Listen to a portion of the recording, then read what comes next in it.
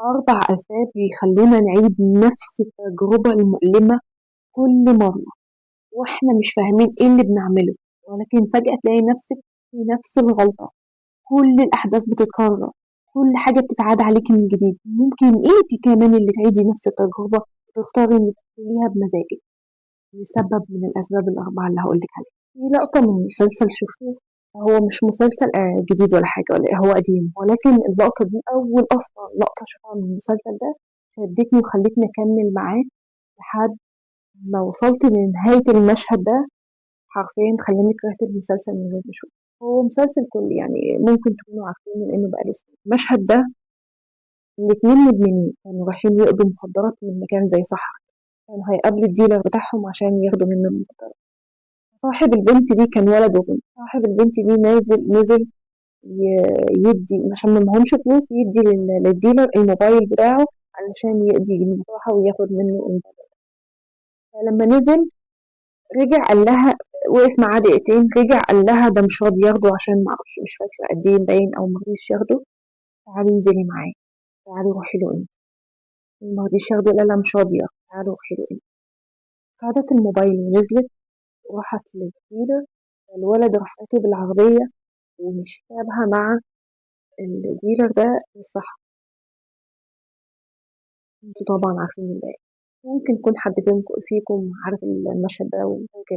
الغريبة بقى ان البنت والممثلة دي بعد اللي حصل، بعد ما سابها مع حيوان صحراء، الباب خبط، فتح لقاها هي، يعني رجعت له بعد اللي عمله معاه. الموضوع ده حرفيا خلاني ازاي اسأل 500 سؤال، ازاي انت رجعتي له تاني؟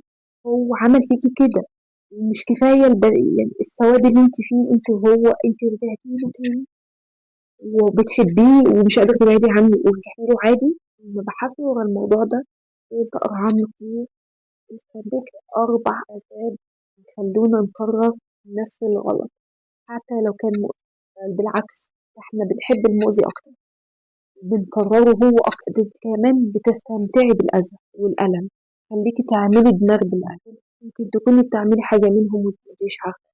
أول سبب بيخلينا نعيد نفس الغلطة من جديد ونعيش نفس الألم ونعيش نفس الأحداث والسيناريو بكل تفاصيلها وأدوارها، علشان نفسِك تلاقي نهاية غير النهاية اللي انتهت عليها التجربة القديمة. يعني عقلِك مش قادر يصدّق النهاية بتاعة التجربة القديمة أو بتاعة الموقف اللي حصل أو التجربة المؤلمة اللي حصلت، فبيختار إن هو يكرر نفس الأحداث ونفس التجربة ونفس التفاصيل ونفس ممكن أشخاص مختلفين، ولكن نفس الأحداث ونفس الأدوار والظروف والسيناريوهات، علشان ينهيها المرة دي نهاية سعيدة يقدر يتقبلها ويصدقها ويقتنع بيها، بدل النهاية اللي كل ما يفتكرها يحس بالألم والإهانة. فبيعمل لك دايرة من جديد نفس التفاصيل كلها وتبتدي تدخلي فيها علشان عقلك يقتنع ان النهاية دي بالنسبة لي كويسة، اي نهاية تانية مش هتقبلها. كتير جدا بتلاقي ان حصل معاكي مواقف غريبة انت حاسة فيها ان انت ما ردتيش بشكل كافي او ما ردتيش بالطريقة اللي ترضيكي من جوه وتحسي ان انت فعلا اخدتي حق. فعقلك بيعيد نفس التجربة من غير ما تحسي، تلاقيه بيعيد نفس الكلام ويعيد نفس الأحداث، بس حتى لو انت بينك وبين نفسك واقفة بتكلمي نفسك بس حتى لو قدام المراية، بس علشان يرجع السيناريو ويرد الرد اللي هو حاسس ان هو مناسب واللي يرد بيه عن نفسه وقتها، حتى لو الكلام ده هيكون بينك وبين نفسك من غير ما تحسي لقيتي نفسك بتسمعيه مع ناس تانية لكن بنفس الأحداث ونفس السيناريوهات والتفاصيل. بس عقلك عايز يلاقي رد ونهاية تناسبه ويفضل يفتكرها، يحس ان هو رد طريقته هو الطريقة اللي تريحه. غير كده انا مش هقبل، لان كل ما هفتكرها احس بالاهانة والتقليل من نفسي ان انا ما عرفتش اخد حقي، ما عرفتش ارد.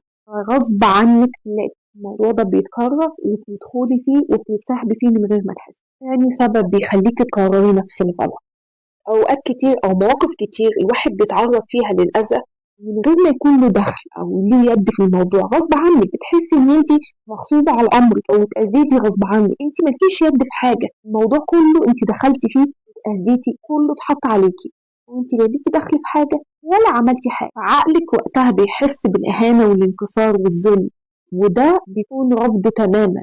فبيبدأ يعمل دايرة من جديد. بعد ما التجربة دي تخلص فجأة لقيتي نفسك في تجربة شبه التجربة القديمة، فيها نفس التفاصيل ونفس الأحداث ونفس كل حاجة، لكن عقلك اللي بيختار المرة دي هو يدخل التجربة دي ويعيد نفس الأحداث ونفس كل حاجة، ولكن يعمل اللي فيها بإيده هو.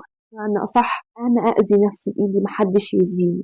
وده بيديله إحساس مزيف بالتحكم والسيطرة على الأحداث، بس إن محدش يأذيني.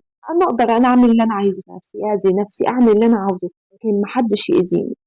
والسبب ده بيخلي عقلك يكرر كل الأحداث القديمة وكل حاجة فرق، بس المرة دي هو اللي بيختار، هو اللي يدخل بنفسه، محدش دخل. السبب الثالث اللي بيخليكي تكرري نفس الغلطة، إن في تجربة غصب عنك بتكوني فيها ضحية، مغلوبة على أمرك، ما عملتيش حاجة في حياتك، بس اتأذيتي، عشتي مأساة، لكن ملكيش يد فيها، بخلاف خالص المشكلة أو الأذى اللي تعرضتي له من ناس معينة كان نيتك مثلا فيها خير، ولكن هم أذوكي فعل فاعل. المرة دي انت بقى هم مش قاصدين أذى، ولكن تصرفاتهم سببت لك الأذى من غير ما تحسي، ومن غير ما هم يحسوا بقيتي ضحية حياة أو تجربة قاسية عانيتي فيها. فعقلك هنا بيرفض تماما دور الضحية، بيرفض إن هو يكون في المكان ده، إن هو يتعرض للأحداث دي. فهنا بيقرر إن هو يرجع ويعيد نفس التجربة بس مع ناس تانية علينا من صفاتهم أو دورهم في حياتك، بس هعيد نفس التجربة وهعمل نفس الأحداث وهعيش نفس الأحداث، ولكن أنا اللي هعملها، محدش يعملها فيا. يعني المرة دي مش أنا الضحية، أنا الجاني، أنا اللي هأذي، محدش هيأذيني. فبيقرر إنه ينتقم ويخرج للدنيا ويكرر نفس الأحداث والتفاصيل اللي حصلت معاه والأذى اللي اتعرض له، بس المرة دي أنا اللي هعمله في الناس، محدش هيعمله فيا. وده بنشوفه في الأطفال. في طفل بيفضل يتضرب غصب عنه، بيتحط في مشاكل وبيتعرض لمعاملات مؤذية زي تنمر، زي الأذى الجسدي، زي تجمعات، الحاجات اللي بتحط من الأطفال من جوه ما بينها وبين بعضها. الطفل بيفضل يتضرب، يتهان، يتنمروا عليه، يتعرض للأذى بكافة أنواع. فجأة بتلاقي الطفل ده بقى جواه شيء من العدوانية، شيء من الانتقام، عايز الشخص أو الطفل اللي زيه اللي بيكلمه أو بيتريق عليه أو بيتنمر عليه، عايز ممكن يقتله خلاص. إن هو بقى ضحية، عقله رفض الدور بتاعه ورفض دور الضحية نهائي. كفاية كده، اطلع بقى. ممكن يكون هو الجاني أصلا، ممكن يكون السلوك العدواني اللي بنلاقي في أطفال كتير جواها طفل اتهان واتبهدل واتضرب واتعرض لكافة أنواع الأذى، فجأة رفض ده كله، ابتدى ياخد دور الجاني علشان أنا زهقت من دور الضحية. رابع سبب بتخليكي تكرري نفس الغلطة، كتير مننا تعرضوا لتجارب مؤلمة وقاسية، بس السبب الرابع ده اللي بيخلينا إحنا اللي نتحول على نفسنا، إحنا اللي بنأذي نفسنا، بننتقم من غيرنا لنفسنا.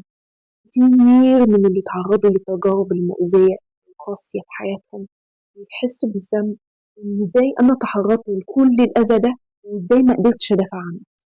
يعني أنا شفت كل ده وإزاي ما قدرتش أدافع عن نفسي، إزاي ما ردتش عن نفسي. أنا السبب في اللي أنا فيه، أنا السبب في ده، إن أنا ما خرجتش وقلت لأ ولا دافعت عن نفسي. فبيبدأ يدخل في دايرة من جلد نفسه، يخش جوه الدايرة دي، يعتبر هو اللي جاني على نفسه. أنا ما دافعتش عن نفسي، يبقى أنا أستاهل.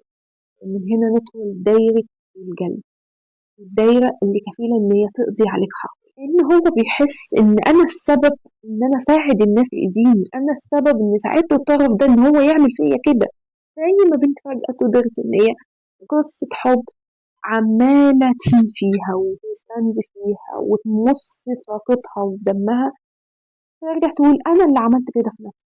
أخدتي خطوة؟ لا بالعكس، انت عارفة ان انت اللي عملت كده في نفسك، وبتعيدي نفس الأذى، تنتقمي من غيرك لنفسك، انك ببساطة انت بتتكيفي من الألم، بتتلذذي بإحساس الألم. في ناس مجرد انك تفهمها ان اللي هي فيه غلط او اللي هي بتعمله غلط، انت هنا كفاية، اخرجي بره الدايرة، بطلي بقى، اطلعي من دور الضحية، انت كده بتقلل مزاجهم. تزعجهم زي اللي عايشين في الضلمة وفجأة قطع عليه النور، عينه بتوجعه وبيبقى متأذي إنك اطفي النور تاني ما تشغلوش. أنا مكيف من الضلمة، حاسس براحة في الضلمة، مرتاح. إنك تقول له أنت ضحية ما ينفعش، اطلع، ارفض، قول لأ، اخرج، دي أصلا. أنا متكيف من إن أنا قاعد هنا، بالعكس ده أنا أفضل أشتكي، ومتكيف أكتر لما الناس تتعاطف معايا وتقول لي معلش. أنا حاسس بلذة، حاسس باستمتاع. انك تقول له اطلع انت بتقلل من مزاجه، لان هو اللي بيستدعي الاذى لنفسه، هو اللي بيتلذذ من الالم، بيستدعي العذاب لنفسه. فده ادمنه، ما بقاش قادر يبعد عنه. سيبكم من كل اللي انا قلته ده. فاكرين اغنيه شيرين؟ وفي حد ممكن يبقى مش قادر يعيش من غير الم؟ في حد لو سابه اللي ظلم يبقى هيموت من الندم؟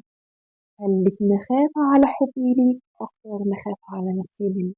خلتني ارتاح للعذاب وانا بين ايديك، علشان بقيت بخاف من عذاب البعد عنك. وقفت حياتي عليك وبس، وكأني بفرح لو لقيتك انت. في أوضح من كده؟ بس في النهاية حابة أفكرك بنقط مهمة جدا ليكي، مش لحد تاني. كل مرة اخترتي فيها إنك ترجعي من اللي أذاكي، فده اختيارك انتي وقرارك انتي ومسؤوليتك انتي. كل مرة بتحني فيها للي بيحسسك انك ما تستاهليش وملكيش لازمة، فانتي اللي بتختاري ده، وانتي اللي بتقرري ده، وانتي اللي مسؤولة عنه. كل مرة تروحي فيها للي بيقلل منك، من قيمتك ومن أهميتك ومن وجودك أصلا، فانتي اللي اخترتي ده، وانتي اللي قررتي ده، وانتي اللي مسؤولة عنه.